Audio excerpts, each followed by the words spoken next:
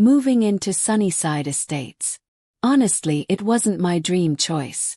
It wasn't like I'd circled it on a map and said, "That's the one."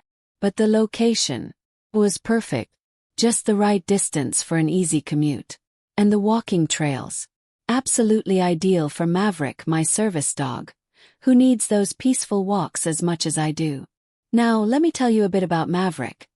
He's this gorgeous golden retriever, absolutely majestic, and not just a companion but my rock. He helps me cope with PTSD episodes I've had since serving overseas. Yeah. Military life leaves marks you don't always see. But Maverick, he gets it. He's calm, intuitive, and trained like a pro. He never goes out without his service vest. Never breaks a command. He's not a pet, he's a lifeline. I've memorized the Americans with Disabilities Act like it's scripture. When you depend on a service animal, that law becomes something sacred. It's your shield.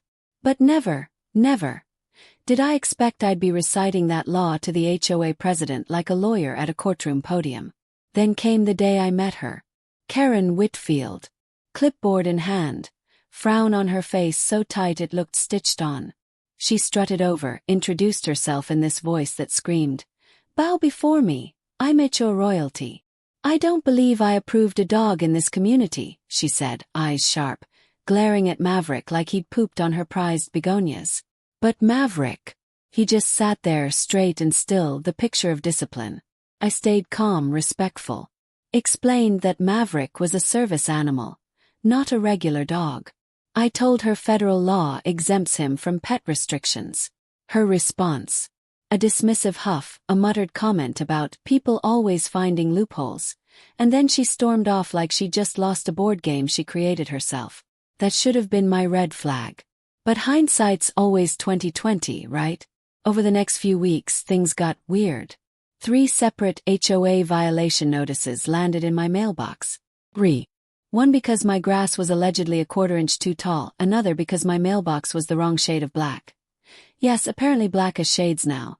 And one more because my trash can was visible from the street for, get this, 45 minutes after pickup. Every notice. Signed by Karen. With a smiley face, no less. But it wasn't the friendly kind.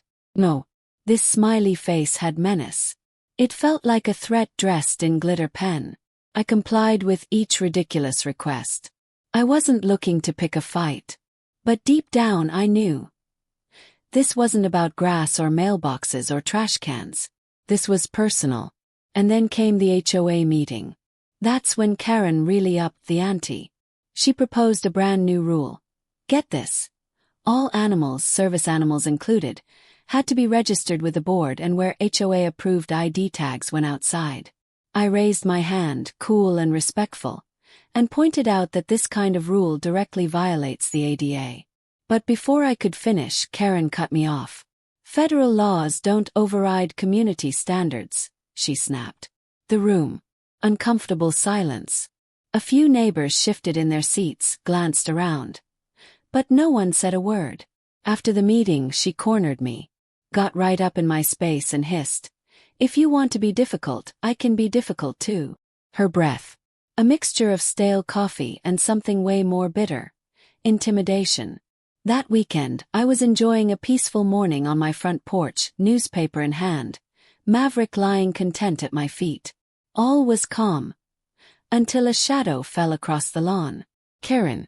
Khaki shorts, polo shirt, and that same stormy scowl. She held a spray bottle like it was a weapon. "Your dog is violating the new ordinance," she announced loud enough for the whole neighborhood to hear. "He doesn't have HOA identification."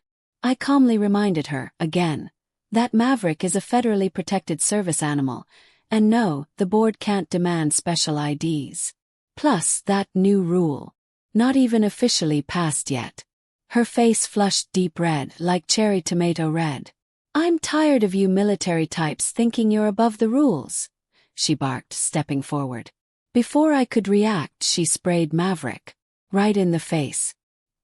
He let out a sharp yelp and scrambled back, pawing at his eyes in confusion and pain. I was on my feet in a second, blocking her path, demanding, "What's in that bottle?" Just vinegar and water, she said with a smug grin. It won't hurt him. But maybe now he'll learn to respect authority. I was furious. Beyond furious. But training teaches you to stay composed no matter what.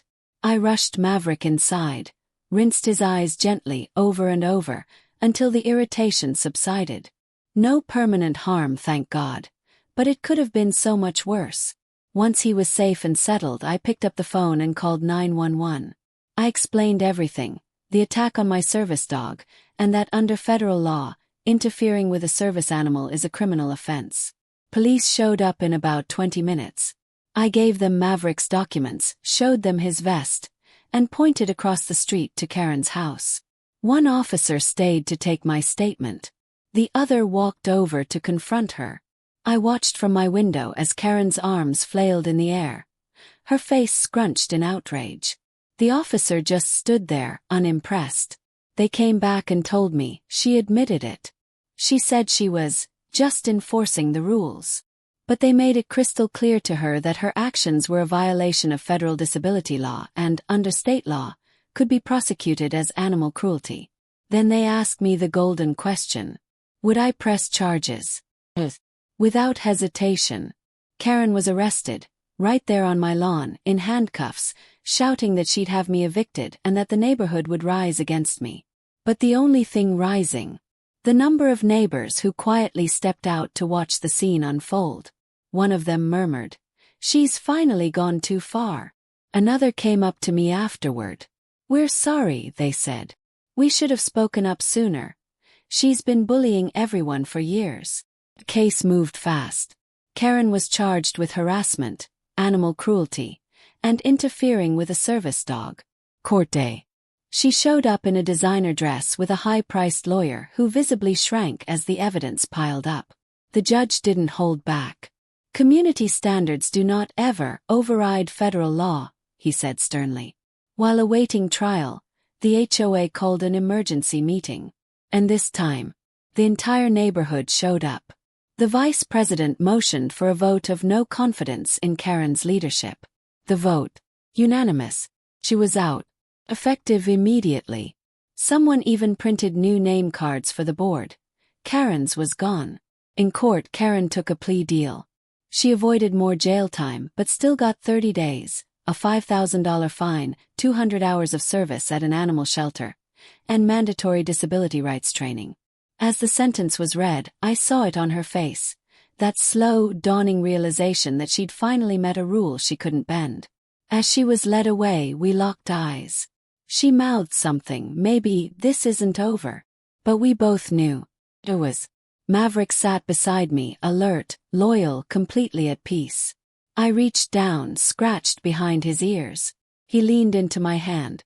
Just two veterans, one human, one canine, who'd survived a storm and come out stronger.